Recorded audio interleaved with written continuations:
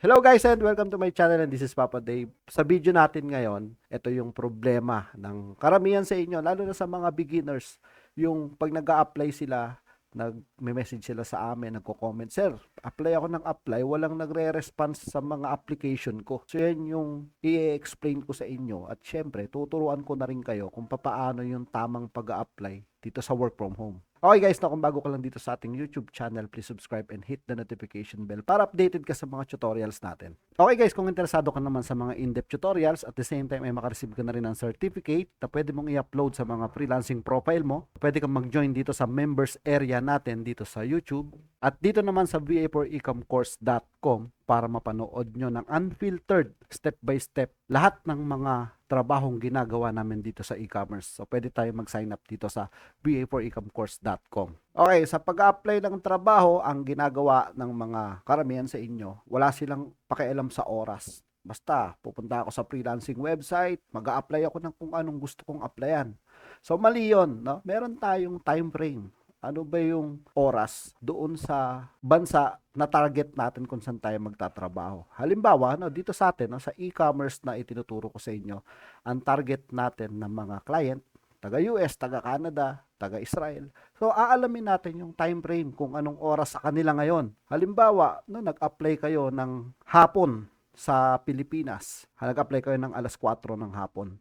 Isipin nyo alas 4 ng madaling araw sa kanila yon. Tulog yung mga client natin. So, wala magre-response talaga sa atin. So, ito pa yung mga dahilan. No? Siyempre, unang-una, alamin natin yung time frame. Huwag tayo basta-basta apply ng apply. Lalo na dito sa Upwork, ang mahal dito dahil bumibili tayo ng Connects.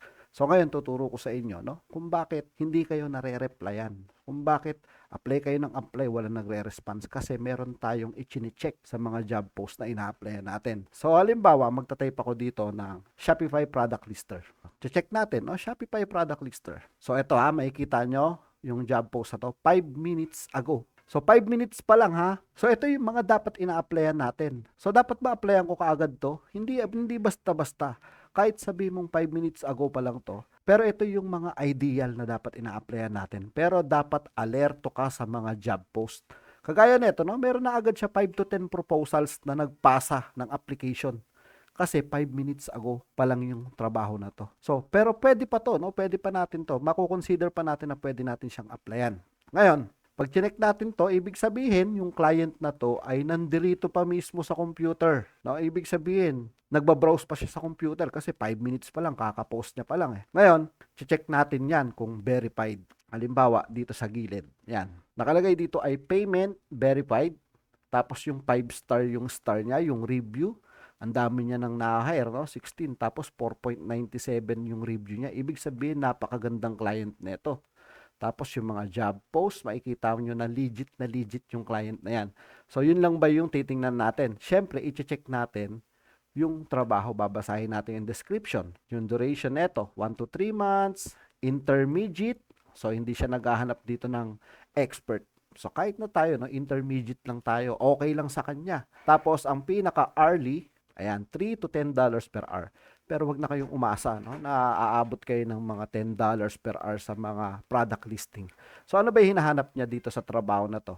Siyempre, yung maglilista ng mga products niya dito sa Shopify niya. Yan. So, syempre, check muna natin, no? Yan. So, ngayon, titingnan natin sa ilalim, no? Kasi pasa na tayo rito sa intermediate, eh. Hindi naman natin inilagay sa profile natin na expert tayo. Pasa na agad tayo rito. Yung oras, ideal time, 5 minutes ago. Dapat nga, seconds ago pa lang, eh. So, ganun yung dapat, no? Nagre-refresh tayo. Halimbawa, no? Nag-type ako ng Shopify product lister. Nag-search ako ng trabaho. Ang gagawin ko, maghihintay ako doon. Magre-refresh ako every minute. Kung wala naman akong ginagawa, ire-refresh ko yung keywords na yun. No? Yung Shopify product lister keywords na isi-search nyo dito sa Upwork. Ibig sabihin, may mga nagpo-post ng trabaho sa keywords na yon. Ang gagawin ko, itatabi ko na yung keywords na yon.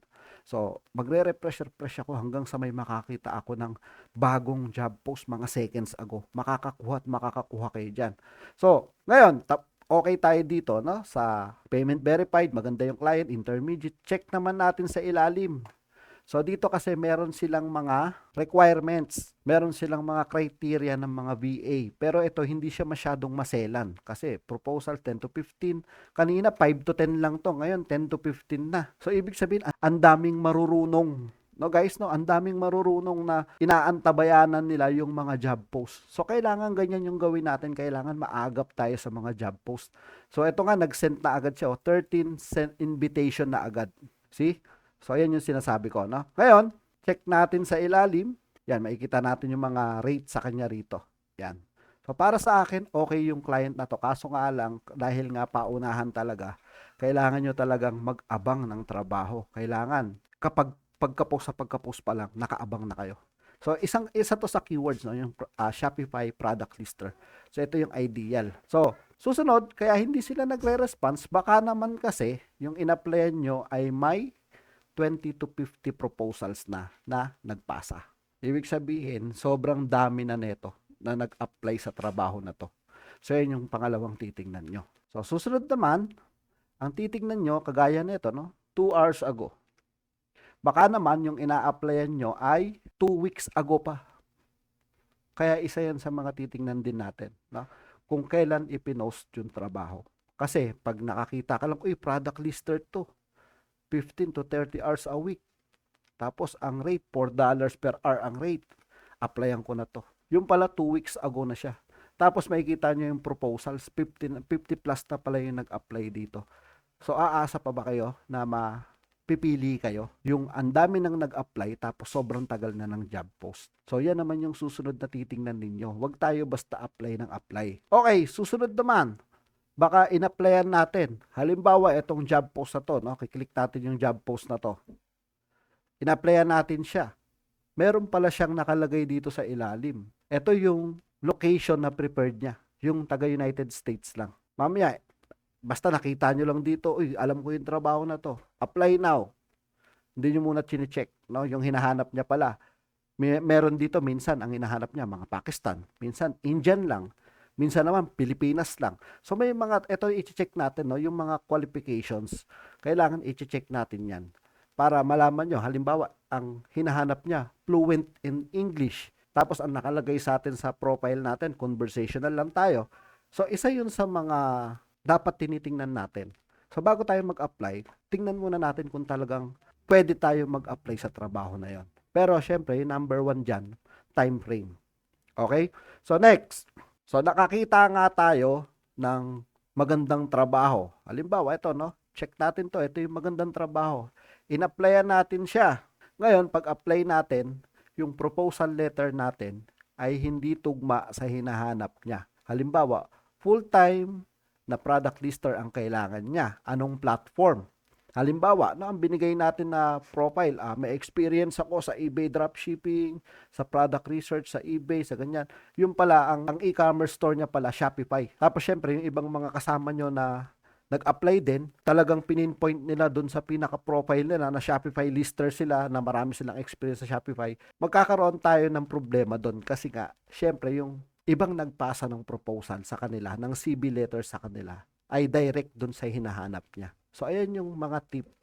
Kailangan, meron ditong pwede ka mag-create. Ito yung create specialized profile. Ibig sabihin, kung alam mo yung Shopify, alam mo yung eBay, alam mo yung cross-listing, product research, product listing, pwede kang gumawa ng mga specific profile para doon. Kasi kapag in-applyan mo yan, halimbawa, kinlik natin yung apply now. So, meron tanong dito kung anong profile ang ipapakita mo, ang ipapasa mo sa kanya. Yan, may drop-down menu. Halimbawa, sa video editing ako, ang in-applyan ko, video editing. Meron akong profile para sa mga video editing na trabaho. Meron akong profile para sa pagmamanage ng e-commerce. So, dapat nakahanda kayo sa mga ganito para kapag pinagsama-sama nyo yung sinabi ko, malaki yung possibility na makakahanap agad kayo ng client. Okay, so bago ko makalimutan, ito yung pinakasimple at hindi binibigyang pansin ng mga nag-a-apply sa inyo. Na minsan, dito, sa mga job post, magbabasa tayo ng description kasi minsan may mga tanong sa dulo. No, kailangan magbasa tayo ng mga description ng trabaho. Tapos pagdating sa dulo, meron siyang answer this question. Halimbawa, what is your favorite color? Mga basic lang yun guys na. Mga basic lang yun kasi doon nila mapapatunayan na binasa nyo talaga yung description ng job post. Kaya titignan nyo maigi kasi minsan may mga tanong dyan, mga tricky question. Sabihin nyo na okay na. Okay lahat ng application nyo, na-check nyo na lahat, okay na lahat. Tapos hindi nyo lang nasagot yung pinaka basic na tanong dito sa description, hindi na kayo marereplyan ng client. Kaya check nyong maigi kasi minsan may mga tanong dyan. What is your favorite color? What is 9 times 7? May mga ganun tanong, no? Para makita ni client na talagang binasa nyo yung description ng trabaho. Okay, so uulitin natin ha. Unang-una, time frame. Alamin natin yung oras ng target client natin kung anong bansa. Pangalawa, yung profile natin. Kailangan yung ipapasa natin profile sa kanila, yung direct dun sa hinahanap niya, yung dun sa job post niya. Tapos sunod, check natin yung mga kung verified, i-check natin kung pasok ba tayo sa mga criteria na hinahanap niya sa mga job post na pinaitaw sa inyo kanina kasi may mga exclamation point minsan doon, ina-applyan pa natin. Sunod, check natin kung ilan na yung mga nag-apply. Sunod naman, kung kailan ipinost yung trabaho. So, yun yung mga tatandaan natin. I-take note nyo yung mga sinasabi ko kasi makakatulong sa inyo yan. Okay guys, no? Sana nakatulong sa inyo yung video na to. So, yun lang po at maraming salamat.